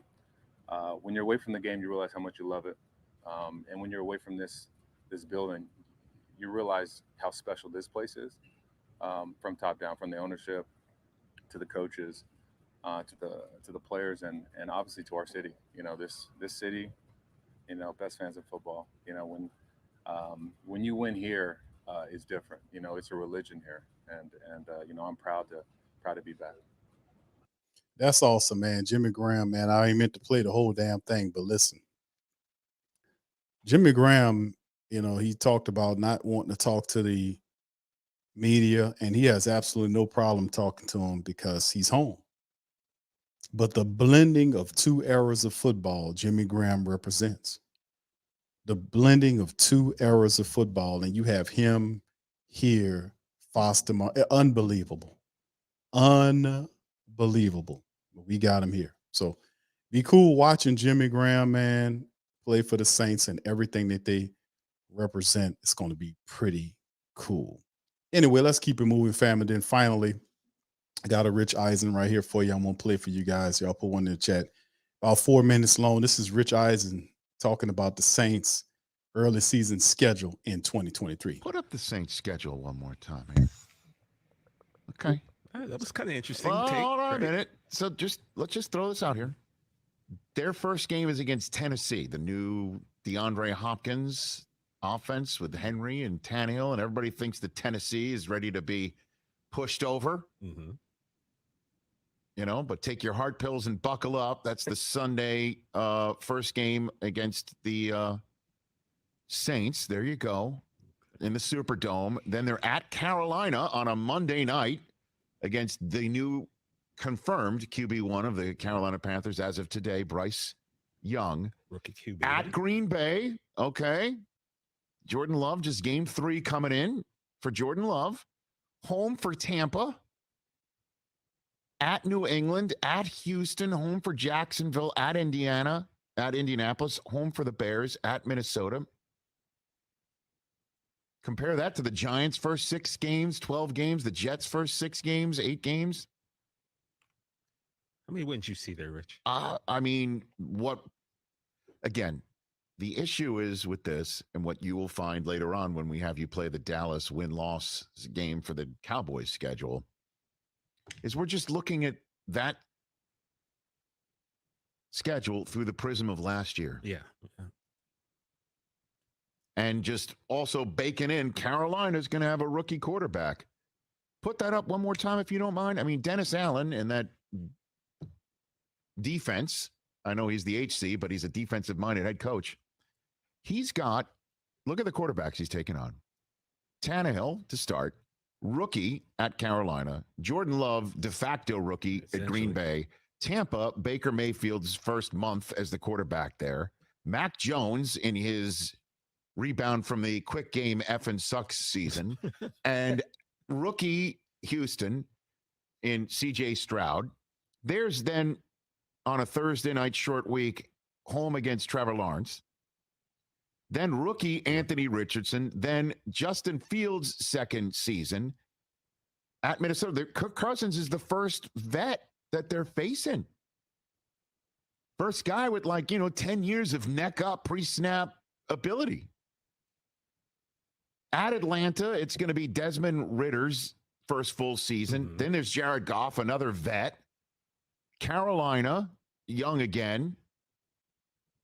Then they've got Daniel Jones at the Rams. We're assuming Stafford's healthy. You want to talk about 10-year vet neck up ability. Yep. Baker and then Atlanta again. So it's not like they're facing a murderer's row. Well, or at least some veteran quarterbacks that can really, maybe give them trouble. Like you named all those quarterbacks out there. How do you think the Saints feel right now facing those quarterbacks? I mean, with that defense that they had led by Cam Jordan, you got to. How do you think Cam Jordan in particular, if I had him here, and as you know, he's human sodium pentothal. He cannot tell a lie. He has very little filter. How do you think he feels? You think he's probably sticking a napkin in his? He's tying the napkin around his neck right now and sharpening up the knife. Bam, kick it up a notch. Let's go. Yeah. Especially with these rookie QBs, that's got to make his eyes just. That's what I'm saying. So that's why maybe Garofalo is saying, "Hey, don't sleep on the Saints," and why USA Today has them winning that division at 9-8. Same record they have the Cowboys in 2023. Catch the Rich. All right, so that's Rich Eisen, man, talking about the Saints schedule, and we played the clip from Rich Eisen and from NFL.com reporter. Mike Garofalo was throwing the Saints. He was like, word on the, drop some game on us. Who we hearing at the, about who's a sleeper in NFC South or NFC period or the NFL, and Garofalo volunteered the Saints. He said, man, Saints. And of course, the traditional disclaimer is, despite what people feel about Derek Carr or DA, which is the questions. Now, granted, the Saints do have what appears to be a very favorable or very agreeable schedule. This schedule is very agreeable. I'm not going to tell you any difference. Now, you do open up the season. Now, you heard what Rich Eisen did. He went over it. Now, you do open up the season, with there we go. Now, you do open up the season with Tennessee. And Tennessee just, not too long ago, they got D-Hop over there along with Tannehill, and Derrick Henry is the running back. He'll be healthy. And, the last time we seen this Tennessee club, and of course, this game is going to be at home in the Dome. We went up there and we lost due to bad, they had some really bad calls. That was the game where they gave the Saints the QB hit, the penalty for hitting the quarterback, and the referee really didn't. And the referee waited to after Marcus Williams picked the ball off in the end zone before he threw the flag to negate the penalty and move Tennessee further down the field, which I covered that, and I was highly upset about that because that was a classic case of referee corruption. The guy waited until Marcus Williams caught the interception, and then he threw the flag to negate it.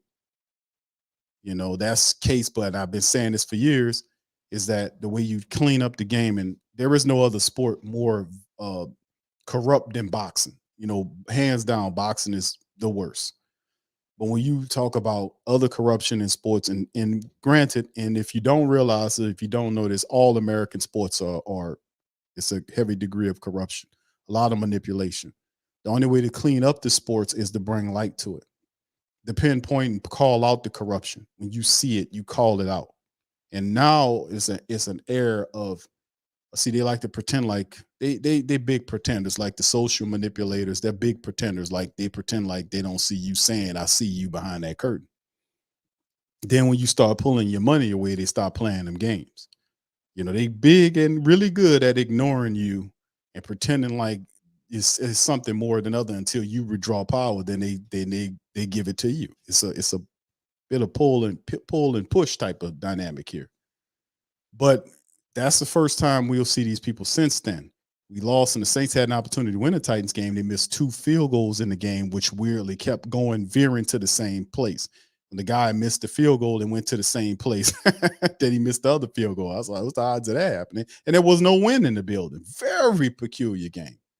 Very peculiar game. But nonetheless, this game is in the dome, and the Saints, this is a good test of the Saints team or whatever the defense is going to represent. I'm thinking they're a top 15 defense, and they can have the ability to go up as a top 10. I really do think they can crystallize to be a top 10 defense. The biggest weakness that they had last year is stopping the run. Now, if they can keep it together, what they had last year and improve upon it with the run defense, then you can see them catapulting up into the 10th position, like a top 10 defense in the NFL, with the offense being a top 10, top 15 unit. That means if you got a top 10 defense or even a top 15 defense and a top 10 offense with all the weapons the Saints have, I think top 10, if health plays a part of it and they all are healthy, I definitely will safe to say the Saints they're going to floor or field a top 10 defense. I mean, offense, excuse me, and a top 15. That's good enough for a playoff run. That's good enough for you to get in the playoffs. That's good enough for you to get a deep playoff run with a top 10 offense and a top 15 defense. Special teams will be much improved because the focus is on the special teams improving. So Tennessee's a good test because Derrick Henry running the football is a test for the Saints' interior defensive line. How do they adjust to that mammoth in there? And then, of course, D. Hopkins there with Tannehill. People look at Tannehill, but Tannehill still got some good football in him. Saints got to get after him. So that'll be a good little test early on. Then the second week, we talk about at Carolina, and regardless, when we go to Carolina, remember last year, the Carolina Panthers swept us. Matt Rule beat us, and then the other guy beat us at the end of the season. Remember, both games were in the hands of the Saints, and Saints basically gave those games to Carolina just like they did the Tampa Bay games. So Carolina always plays the Saints tough, but you have Bryce Young that's already been named the quarterback. He's good, but you should be able to beat that rookie. You should be able to frazzle him, show him looks, and his head's going to be on autism, and he'll be a different looking dude, I promise you, in week 2 than when you see him in week 14. I promise you that much. He'll look a lot different in week 14 than he looks in week 2. So by all active imagination, or even you look at it, the Saints should be able to get wins in week 1 and 2, even though week 2 is on the road at Carolina. Week 3, the Saints go to Green Bay. There is no Aaron Rodgers there, and that team is a lot less talented than what they were when Aaron Rodgers was there.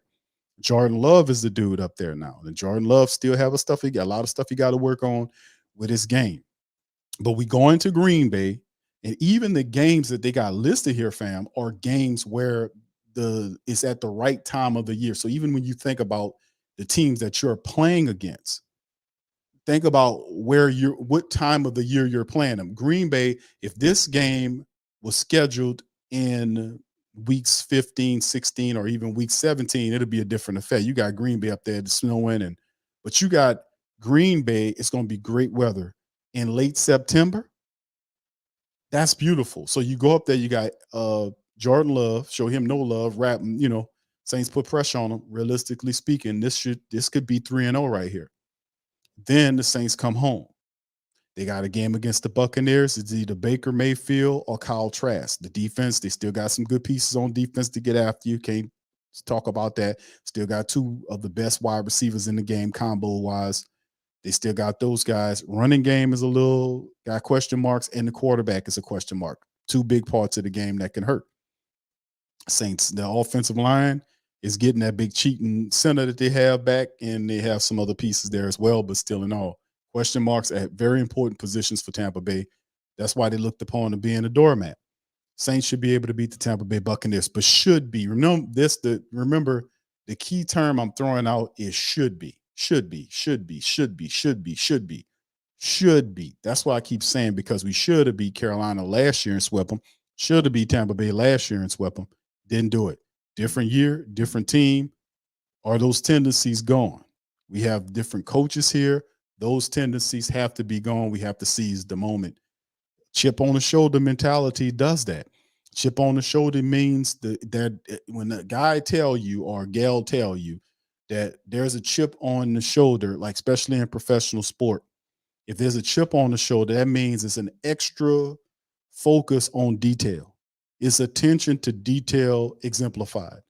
You see, that means that everything that I do, I take more of a stern and focus, or I focalize on it a lot harder or 2 or 3 levels higher than I would before, because I'm approaching it with a high degree of seriousness, attention to detail. So you've heard chip on the shoulder from Jimmy Graham. We just played that. You heard chip on the shoulder from Derek Carr.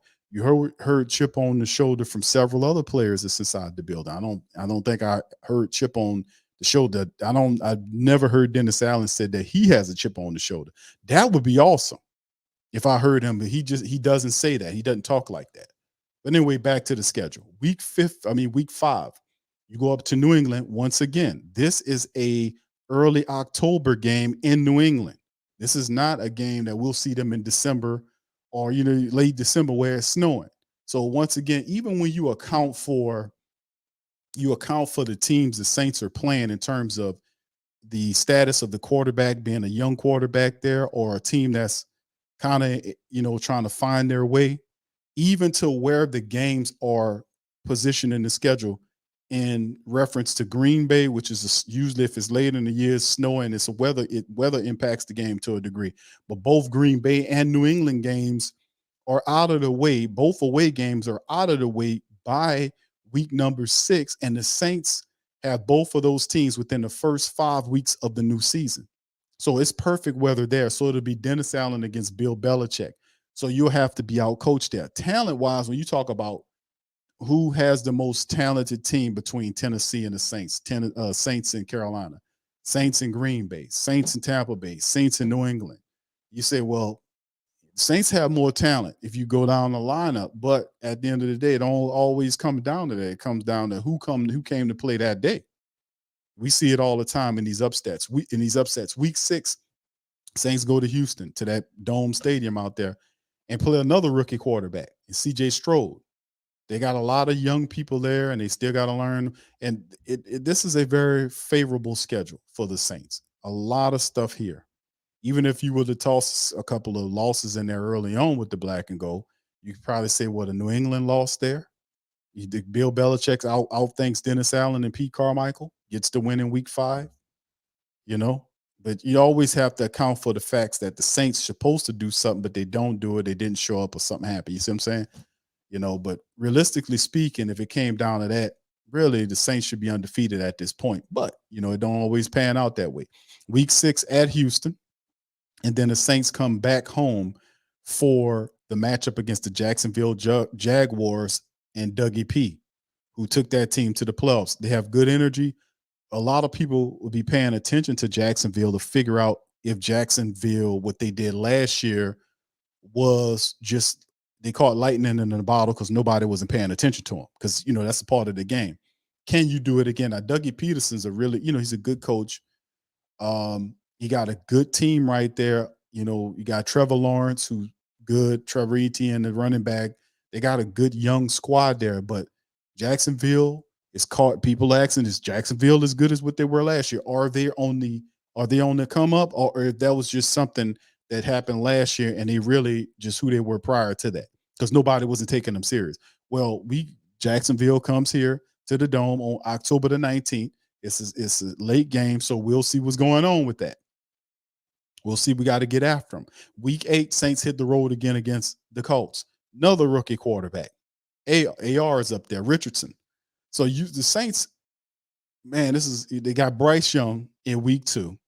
They got Jordan Love, who didn't really play that much with Green Bay.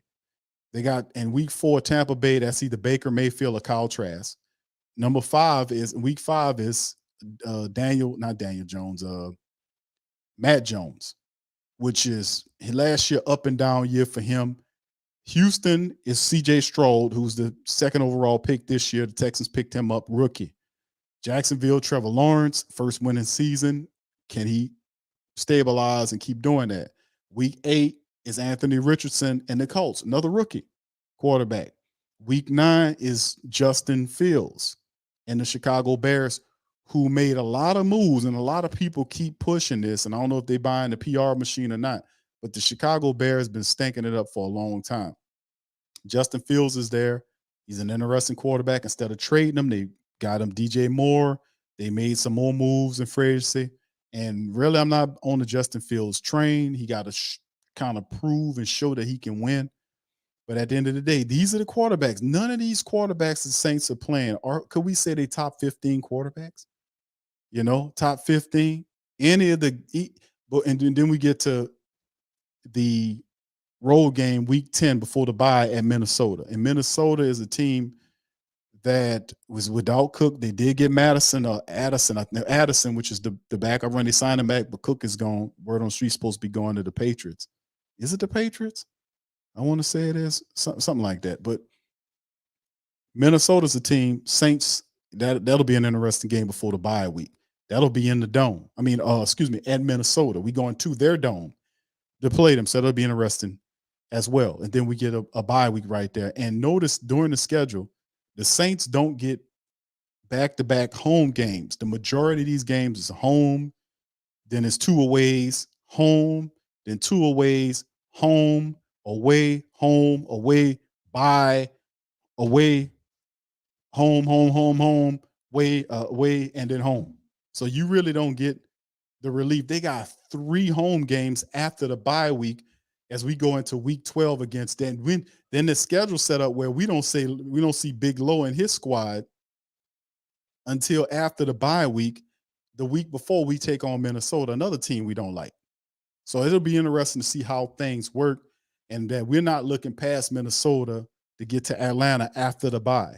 So we get Atlanta after the bye, Desmond Ridder, all that stuff going on. So you got a more seasoned Desmond Ridder. We'll see them later on in the year. Week 13, Detroit. Got Detroit coming here, and that's the first of the 3 home games. So we'll see Jared Goff, Matt Campbell, what he did with his squad. Are they worth anything? We'll see a more experienced Bryce Young in week 14 with Carolina as they come to the Dome. We'll see Daniel Jones and the Giants. Brian DeBall is the Giants for real. So that's like, we got questions like, is Jacksonville for real, or are they just a one-hit wonder? Is the Giants for real, or are they a one-hit wonder? So we have a couple of the one-hit wonder on the schedule, and then, of course, 2 road games rather, against the Rams. If Stafford's healthy, that's a big question mark there. He always banged up late in the year. If Stafford's good to go, and then the Rams team is not the same Rams team that we've seen over the last several years. This is a severely more reduced Rams club. This is not the juggernaut Rams that we accustomed to seeing. They're not the same unit. So how do they look in week 16? And then week 17, the Buccaneers match up on the 31st. And then finally, the year changes over. And then we get Atlanta for the final home of the final game of the season against Atlanta in the Dome. So that'll be fun as well. So Rich Eisen makes a good point about the Saints schedule. A lot of rookies. You got inexperienced quarterbacks at the position, like inexperienced quarterbacks. And I would dare say, are there any, let me ask you guys this, what do you think? Are there any top 10 quarterbacks that the Saints see on this schedule? We might even push it and push it top 15. Are there any top 15 quarterbacks? Is Tannehill in your mindset a top 15 quarterback in the pros? Probably not, right? We know Baker Mayfield's not. Desmond Ridder's not yet either. Bryce Young just got here, so he's not. Justin Fields, is he top 15? What has he done to be top 15? You could, I don't know could you put Kirk Cousins in there? I don't know. I would say Kirk Cousins just outside the top 15. That's just me. Matt Jones, he damn sure not a top 15 quarterback. Trevor Lawrence is not a top 15 quarterback. Jordan Love is not. Do you have any top 15 quarterbacks in the NFL that the Saints will play on this schedule that you can look at right now? Just using your forecasting abilities, Okay, Vibin says Jared Goff. Okay, you think Jared Goff is a top 15 quarterback. Okay. All right. Yes. Yes. So I mean, it's crazy at the end of the day, man. But yeah, this is you look at it, and Larry's saying, man, he says over or under 11 wins. I don't even know if Jared Goff is a top 15 quarterback. I don't know, bro. I'm kind of he's suspect to me, just like Kirk Cousins is. You know, at some point you look at Detroit and you say, you know, what are they going to do? But they couldn't do diddly squat with Matt Stafford, and he's better than Jared Goff. And then Stafford goes where Goff was, and then they go to the playoffs, and then he won a championship out there. So I don't know if I would say Goff is not a top 15 quarterback, Larry. I respect what you're saying. I don't think he's a top 15. I don't think the Saints have on this schedule currently, we look at it, none of these guys should be considered as top 15 quarterbacks yet. The rookies have to prove it because several of the teams we playing with are rookie quarterbacks. Anthony Richardson for the Colts, the Houston Texans with CJ Stroud, 2 games with Bryce Young, 2 games with Desmond Ritter, who's inexperienced. Justin Fields, damn sure not a top 15 quarterback. What has he done to get top 15? I guess you could say the Rams with Matt Stafford is a top 15 quarterback if he's there for week 16. You know, if his body holds up. Daniel Jones is not a top 15 quarterback. So I guess on the list, you could say Matt Stafford for the Rams, and even if you might want to argue Kirk Cousins would put him in there, but I would definitely probably say not so much. But all right. Saints for Life says Lawrence and Goff, Daniel Jones, all these guys had solid years, but are they top 15 quarterbacks in your opinion? Is that the case? I don't see them as top 15 quarterbacks. I know they had solid years, but it take more than 1 year for you to be saying, hey man, you gotta prove it's not a flub, or that you just struck lightning that you just was good that year, like Trevor Lawrence and the Giants. The Giants them have to prove that whatever success that they built on from last year wasn't fluky. That is actually something that they were supposed to do, and they're gonna have to try to repeat that success in 2023. Is what I'm saying. So I don't know. Top 20. Okay, I'll give you that. I would give you that. Not top 15, but I would say top 20. I'll give you that. Vibing with the Johnsons. I would do that. I would give you that. All right. All right. So shout out to the fam, man. Let me go ahead on and do a brief recap on some of the stuff we covered today on the stream, fam. Give me just a second. Get that whatchamacallit off. How the hell I did that? All right. Let me get them up out of here. All right. There you go. All right, get on up out of here. All right, so anyway, we started with the Saints training camp. We went over that, man. We talked about it, man. It's almost 2 hours we've been out here streaming, doing our thing. All right, and we started it with talking about day 4, notes, news, observations from the Black and Gold. We went over several interviews from our Black and Gold Saints. Dennis Allen, Jimmy Graham, we played them and reacted to their interviews. Very good game. Jimmy Graham dropped. Dennis Allen was talking about the team. Coach Mariucci also, with him and Derek Carr's brother David Carr gave game on the Saints and the depth of the team and how loaded the team is for the team. We also reacted to Rich Eisen talking about the Saints schedule and how it is so agreeable, that he just loves it. And a lot of people, and that's what I've been saying, I've been showing a lot of the outside folks, because I'll occasionally do that. Like I'll show you whether it's good, whether it's favorable or not favorable. They'll have comments to be made about the Saints. So I take the temperature of the room of the Who Dat Nation, and also outside the room to show you. And most of the analysts are saying that they are picking the Saints as a team, a sleeper team in the NFC. So, I mean, I don't know how you could be a sleeper team and you have Jimmy Graham and Taysom Hill, Juwan Johnson, Foster Moreau, Elvin Kamara, Jamal Williams, Chris Olave, Michael Thomas, Rashid Shaheed. I mean, how you a sleeper with all those guys? The Saints, two of their top picks this year were defensive, and they were at the positions that they needed them to be. We needed help as another pass rusher, Isaiah Foskey. That was a hands down great 2nd round pick for the Saints. Brian Bresee was a guy that the Saints brought in here for the interior tackle position. Owen Yamada, Shai Tuttle, Kent Street, all them dudes is out of here.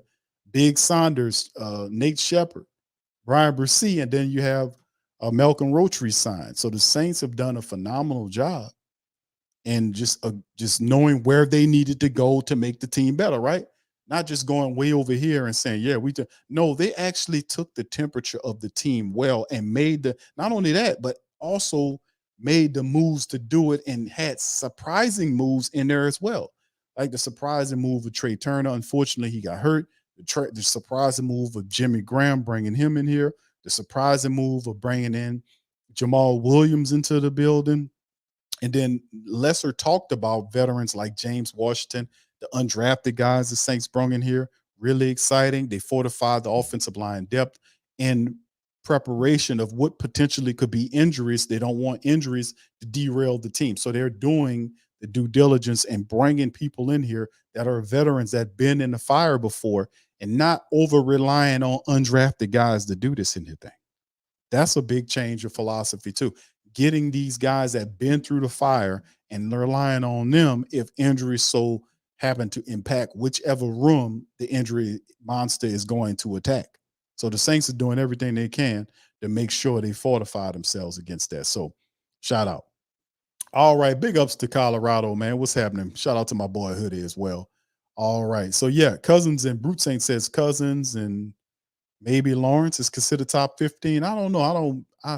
The Minnesota people will say, yeah, Kirk Cousins is the top 15. I don't think Kirk Cousins is a top 15 quarterback in the NFL. That's just me. You know what I'm saying? Nothing against you, Bruce Saint. You could be very well right. But I don't know. I would say that he's not, in my opinion, and neither is most of the guys that we play this year, which is a positive, right? If we could take advantage of it. If we can take advantage of that, that's the big thing. All right, so with that being said, fam, let's get ready to get on that, man. I appreciate all the family members for once again joining us for the stream. And also, I want you guys to please feel free, if you hadn't got the opportunity yet, to feel free to go and join the email list for the whothatdaily.com or go over there and subscribe to the articles. We have writers, our chief editor. She's doing a phenomenal job dealing with the whothatdaily.com. We were able to find several writers, and then we got a few more people we signing up for next week that'll be writing too. I gotta go and get my cook on for my boys, but later on we'll be back for Ring Kings boxing. We're gonna be doing that tonight. We got several really excellent bouts. One of the biggest bouts in years. We'll see Errol Spence and Terrence Crawford fight. I will be doing the play-by-play on Ring Kings boxing. So if you guys are going to be enjoying the fight, feel free to kind of get on over to Ring Kings boxing and check it out, man. I think the link tree is in the chat where you could pop up and hit the link tree, or the link tree is in the description section below where you could just hit the link tree and find Ring Kings boxing. There, I think the link is okay. All right. Thank you, Anthony. Shout out to you, my brother. But yeah, K-Wine, what's up, bro? Appreciate you, K-Man. Much love. All right. Shout out to you, Chase. Good to see you. Yes, I did, bro. Yes, I did see the slap. And one of the articles, that's what I was saying about the whothatdaily.com. Yeah, they on top of it, bro. Yeah, because there it is right here. Look, one of the writers wrote for it. Which one it was? We got several of them, but Oscar wrote the article. Caleb Plant smacks Jamal Charlo during Errol Spence and Terrence Crawford weighed in, and Caleb Plant he smacked the hell out of Charlo, and Charlo, man, has been going through stuff, man. He hasn't fought in 2 years. It's something going on with that brother, man. Man, something going on with the brother, man. It's sad, but he's been saying he's been dealing with a lot of personal issues, and so yeah, man, mental health is something, man. Pay attention to your mental health, man. A lot of that's prayer too, fam. Like, you got all these doctors and they want to give you all this stuff and say, give you a handful of pills and here, take this. You take this one here. You take this one an hour after you take this one. You take this one 3 hours after you take this one. And then this one right here, you take this one an hour and 67 seconds before you go to sleep. Not hour and 68, an hour and 67 seconds before you go. You do all this kind of stuff. And I'm not saying for you not to do that, But what I'm saying is there's a spiritual component too. You remember, it's all when you talk about issues up here, you know, a lot of it is this creates everything around you. That's for real. And it's the onset. So if you're not right up here, everything around you is in your world is going to be disturbed. It's going to be upside down. It's going to be dysfunctional. So if you're not making it right here, doing doing that is just, it helps, but it's not going to make it go away. Something's happened. It's like the light on your car. Like you get the dash light on your car, the yellow light goes on, and it's a sensor telling you, hey man, you better go over here and do such and such. Something, a sensor or something went out. Usually that's how it is when you get those feelings to go get yourself checked in, find out what's going on. And once you find out what the problem is, don't just heavily rely on just that. Also do that, but also if you can, fix the issue, fix it, resolve it and get beyond it if you can. Because that's the big part about it, man. Dealing with a lot of the stuff that's out there, man. Even when they use the term depress, and somebody saying they depress is almost like somebody putting pressure on you or something. You see what I'm saying? It's the terms, just study the words that they use. But like I said, man, he been going through a lot of stuff, man. And I like Jamal Charlo.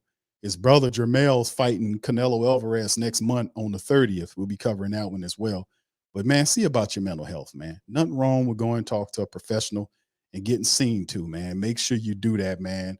And see to yourself, man. See to yourself mentally, spiritually, and physically. It's 3 essence of us, man, we need to pay attention to. I'm talking to the young people because our older people know this, but some of my old people might not know. And we know there's help out there, man. There's help. See and get what you need, man, so you can get right. All right. So anyway, with that being said, I'm gonna get out on that. Listen, I appreciate all y'all, man. I love y'all, man. I appreciate y'all kindly, man. Please feel free if you hadn't to just check out the whothatdaily.com. Like we said, man, this is our headquartered site. We have actually 2 sites. We have the www.thepromedianetwork.com, or the simple term is protvone.com, protv1.com, where our videos are at. But the news articles on whothatdaily.com, Saints articles, Pelicans articles, college, pro college, pro basketball, football, boxing, all that stuff is on the whothatdaily.com. Several writers, and we doing it, man. I said several years ago, man, I wanted to be able to have the articles and all that. That's good. Then next year is going to change too. Y'all going to be really surprised next year what happening, because we going to the moon, baby. We going to the sky, baby. Next year, I'm going to really surprise you. But anyway, with that being said, I'm going to get out on that. I appreciate y'all, man, for always showing some support. But you see what we doing, get behind us. Share the articles, join the movement, help push it forward, fam. You see we got something great shaking right here, and we moving forward. Be a part of the movement. Share the article. Speak, tell people about it. Share it. If you can, join and become a member of the channel. Go to the Patreon. Join the Patreon. All that goes to moving the movement in the right direction. We making it pop, baby. We doing the do. All right, so I'm gonna holler at y'all on the next one. Much love, and who that tell you.